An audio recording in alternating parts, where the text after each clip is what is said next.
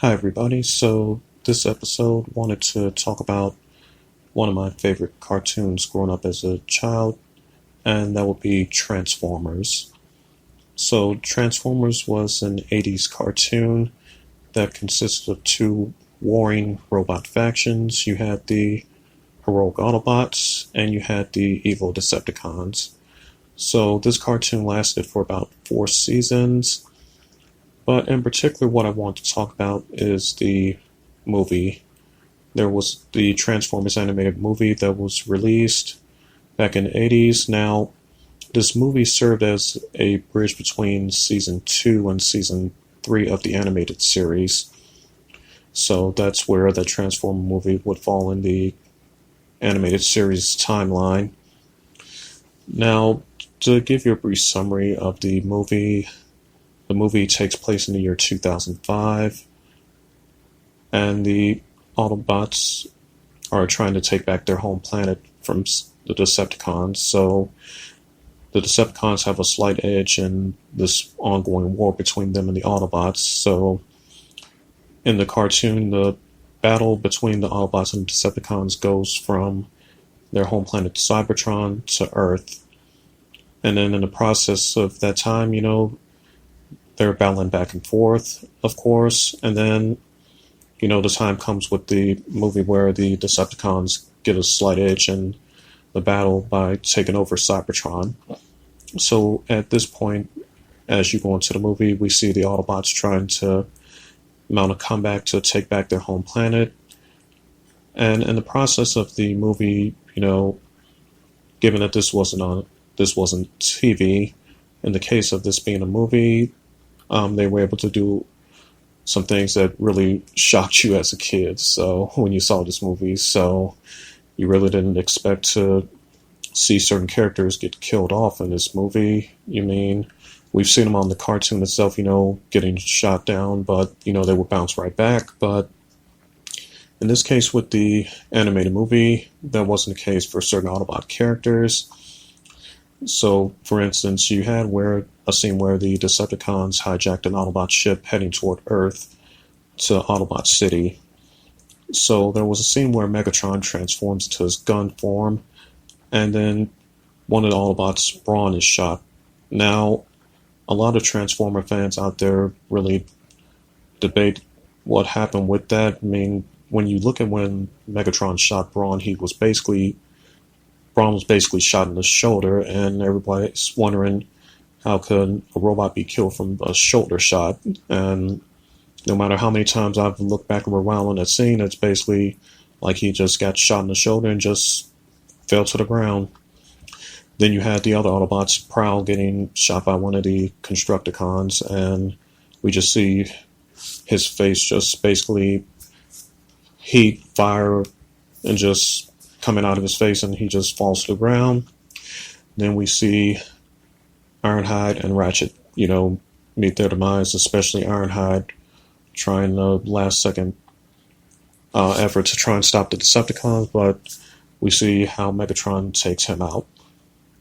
And then in the process of the movie, as time goes on, we have the battle at Autobot City between the Autobots and the Decepticons. With the Decepticons having the Autobots outnumbered, they have to contact Optimus Prime for reinforcements. As that movie scene goes on, you continue to see other Autobots get killed off, such as Windcharger and Wheeljack in this movie. And just as the Decepticons think they're about to win the battle, here comes Optimus Prime with the Dinobots to turn the tide and even the odds. And then we have a fight scene between Optimus Prime and Megatron. And as the movie goes on, we know about the Autobots, getting at the end of the movie, getting their home planet back, and a new leader emerging in Rodimus Prime. Well, in the beginning he was Hot Rod, but then after they killed off Optimus Prime passes off the matrix of leadership to Ultra Magnus. Ultra Magnus then loses that to Galvatron, who was previously Megatron, so I'll come back to that. But basically just wanted to talk about that scene when they killed Optimus Prime. I'm like, really? You just had to just kill every 80 kid's childhood, every 80s kid's favorite Transformer hero. You just had to go there, right? So, that took its toll, and the makers of the movie actually had to pay for that, because you had a whole lot of kids and families upset when that movie came out and they saw that scene, that they ended up leaving the theaters, wanting their money back and whatnot. But lo and behold, thankfully, when season 3 came around, they did bring Optimus Prime back. And as for the Decepticons, after the Autobots had defeated them during the battle at Autobot City, that's when, the Decepticons, battered and wounded, made their retreat to Cybertron. But in the process, they got rid of Megatron and a few other Decepticons, and they were reformatted into various new Decepticons when they came across the monster planet Unicron, which was the main and bad guy in the movie. So in the process, you have Unicron turning Megatron into Galvatron, and then you had one of the Decepticon jets, Thundercracker, becoming Scourge, and you had the Insecticons becoming Scourge's sidekicks, known as the Sweeps. And then there was either the Decepticon jet Skywarp or one of the other Insecticons that became Cyclonus, which would end up being Galvatron's second in command, if you will, during season 3. So, lo and behold, we have new Decepticons, and then, the Autobots make new allies in a group of robots called the Junkions, which consists of their leader, Retgar. And as the movie went on, we see them going through their journey to stop Unicron, which results in Hot Rod regaining the Matrix that Galvatron stole after he assumingly killed Ultra Magnus. And then the Matrix turns Hot Rod into Rodimus Prime. Rodimus opens up the Matrix, destroys Unicron.